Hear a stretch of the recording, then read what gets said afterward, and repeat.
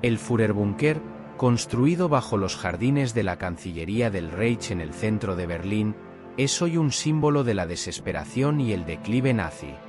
Durante los últimos días de la Segunda Guerra Mundial, a pesar de su impresionante ingeniería diseñada para resistir intensos ataques, su interior contaba una historia diferente. Entre sus gruesas paredes de hormigón y sus laberínticos pasillos, el aire era pesado e impregnado por un olor nauseabundo, mezclado con el humo de los generadores diésel y el sudor humano en medio de un ambiente de paranoia, marcado por el silencio ominoso y conversaciones susurradas. El Führer y sus allegados afrontaron los días finales aquí abajo. Hitler tomó la decisión de ordenar la destrucción total de Berlín y a la vez contrajo matrimonio con Eva Braun. Todo comenzó en 1943, como respuesta desesperada a las implacables campañas de bombardeo desatadas por las fuerzas aliadas. Los pozos fueron a contrarreloj. Las excavadoras trabajaban 3 turnos diarios en el patio de la Cancillería para que el monstruo bajo tierra cobrara vida. Más de 30 ambientes, equipamiento, un sofisticado sistema de ventilación y el camuflaje perfecto para no ser descubierto aseguraban la inexpugnabilidad a través de macizas paredes de hormigón, algunas reforzadas con capas de metales blindados, pensado para resistir los más feroces asaltos. Sus gruesos muros y laberínticos corredores proporcionaron un refugio para Hitler y su círculo íntimo mientras la guerra llegaba a su conclusión. La disposición del búnker hablaba por sí misma sobre su función. Un nivel superior albergaba oficinas administrativas y salas de conferencias, mientras que los inferiores contenían los aposentos personales del jerarca nazi, un área de comedor e instalaciones médicas.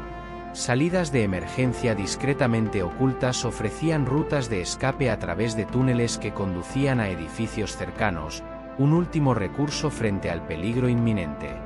Por debajo de ese gran búnker, a unos 15 metros de profundidad, se encontraba la estructura principal. Albert Speer, el arquitecto del Reich, planificó y construyó con su equipo el Führerbunker, destinado a la seguridad de Hitler y de sus jefes militares de confianza. El recinto era de una notable solidez germana. Contaba con un muro periférico de 2 a 3 m de espesor y un techo de hormigón de 4 metros de grosor. Se cree que además incluía una lámina de acero en su interior. Como lo explica este historiador, su estructura de 2 niveles fue pensada para soportar los más poderosos bombardeos. El búnker tenía 2 niveles. El primero fue construido en 1936, debajo de una parte de la Cancillería del Reich, y el segundo a partir de 1943, cuando se hizo evidente que el primer búnker, que tenía el techo a unos 60 cm de altura, no resistiría las potentes bombas estadounidenses y británicas. El Führerbunker contaba con alrededor de 18 habitaciones dispuestas a ambos lados de un pasillo central. El equipamiento era bastante austero, ya que el espacio era escaso y se eliminaba lo superfluo.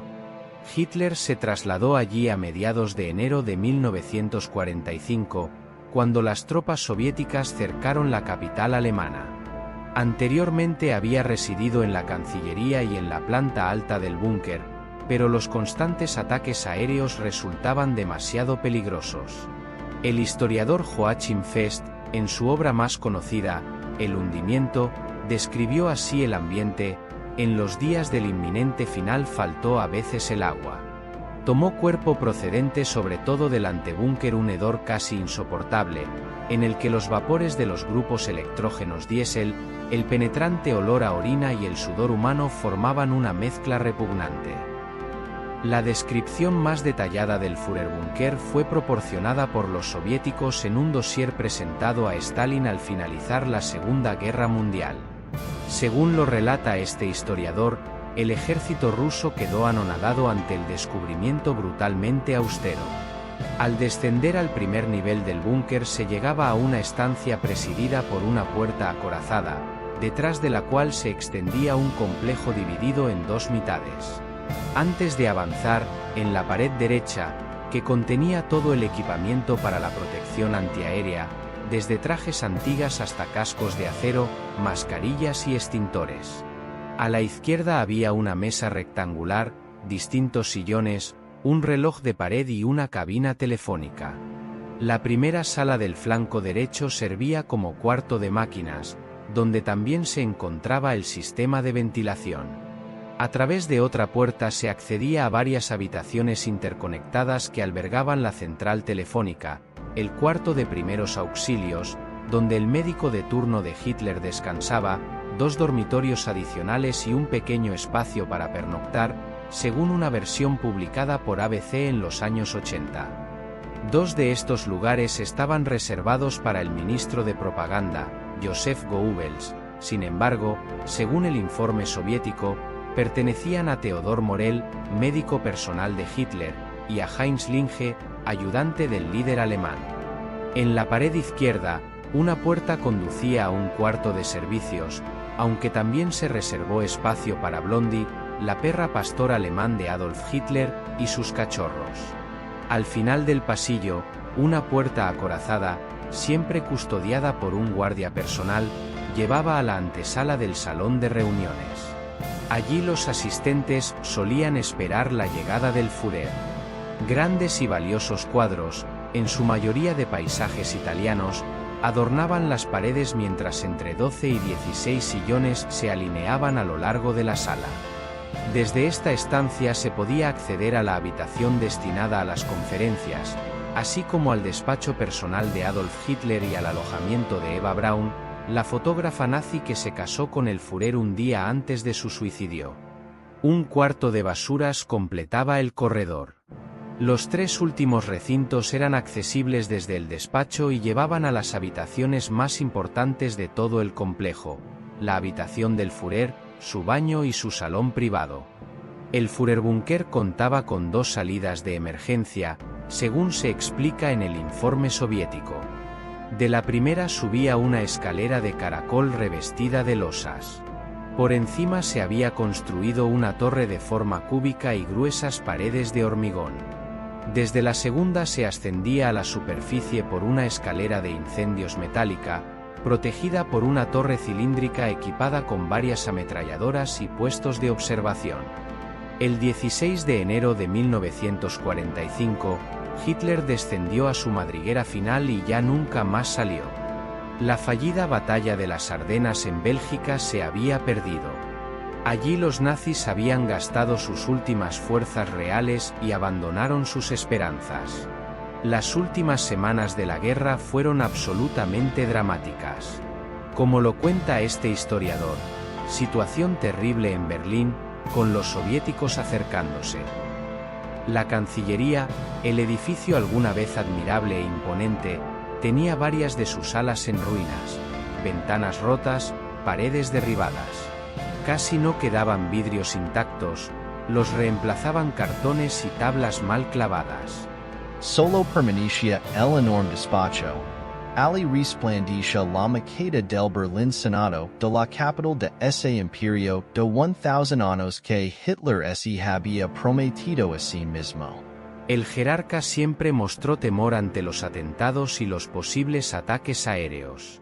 Los 2 niveles del búnker estaban interconectados, y con el paso de las semanas, se llenaron de empleados y funcionarios. El Tercer Reich, que alguna vez aspiró a conquistar el mundo, quedó reducido a 30 cubículos subterráneos donde resonaban máquinas de escribir y la gente debía moverse de costado para no chocarse en los pasillos. El traslado del Führer al búnker no significó el cese de su actividad. Al contrario, este lugar se convirtió en su residencia y sede principal. Sin embargo, las reuniones con sus ministros y altos mandos militares continuaron llevándose a cabo en la Cancillería, manteniendo así un importante vínculo con el corazón político y administrativo del régimen. En el edificio oficial pronunciaba discursos y otorgaba honores en un intento de mantener la moral ya resquebrajada de sus hombres. En cierto modo, la guarida subterránea para Hitler funcionaba como una forma de evasión, como un niño que se niega a escuchar la realidad mientras los adultos le explican que las cosas no son como él las imagina. Abajo, los informes llegaban de manera apagada, había un desfase temporal. Especialmente con la cruel verdad de los hechos, el aislamiento aumentaba la sensación de irrealidad y a veces un optimismo inconsciente se apoderaba de las salas principales. La falta de datos sobre el exterior se interpretaba como un buen augurio. Si alguien informaba que alguna tropa había repelido un ataque soviético o que alguna defensa había detenido el avance enemigo durante unos días, surgía un entusiasmo exagerado que no lograba ocultar la resignación fatalista persistente. Porque durante esos últimos meses, las únicas noticias eran malas. Los aliados avanzaban a través de un escenario de miseria, hambre y ruinas. Con sus generales, Hitler pasaba horas jugando a imaginar y planificar grandes operaciones militares. Proyectaba en los mapas movimientos de tropas que no existían, divisiones fantasma y contraofensivas imaginarias, maniobras ficticias que solo ocurrían en su mente. Reclamaba su participación en una defensa que ya no era posible y en la guerra que ya estaba perdida. Las reuniones se prolongaban hasta la madrugada y los generales y oficiales debían asentir y callar. Aún así, al líder alemán no le faltaban motivos para mantener su confianza. En lo que quedaba del Reich se usaban los últimos restos de combustible, se malgastaban las municiones y los víveres se agotaban, todo en un intento de prolongar lo inevitable. Las decisiones más absurdas se dictaban desde el búnker. Se ordenaba la destrucción de todas las infraestructuras básicas del país para que no pudieran ser utilizadas por el enemigo, se mantenía una férrea disciplina a través del miedo y la propaganda. Pero todo se derrumbaba. Con el tiempo, a medida que las tropas aliadas avanzaban inexorablemente y las posiciones del eje se desplomaban, el búnker se llenó de más personas, hasta alcanzar un clima asfixiante de paranoia y desesperación. El personal luchaba por mantenerse cuerdo en medio de la catástrofe inminente. Los intentos de suicidio se multiplicaban y la histeria se apoderaba de muchos. El mismo Hitler, en sus últimos días, cayó en una especie de delirio, negándose a aceptar la realidad. Al final, el búnker se convirtió en una tumba para Hitler y su séquito. El 30 de abril de 1945, el dictador y Eva Braun, su esposa, pusieron fin a sus vidas en este mismo lugar, sellando así el destino de la Alemania nazi. Los cuerpos fueron incinerados según las órdenes del Führer, y el búnker fue sellado y olvidado, convirtiéndose en un símbolo de la derrota y la locura de un régimen que llevó al mundo a la guerra.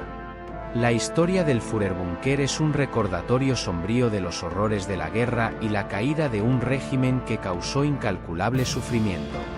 Este refugio subterráneo, una vez pensado como un baluarte impenetrable, terminó siendo una prisión y un sepulcro para quienes lo habitaban, marcando el final de una era de terror y destrucción.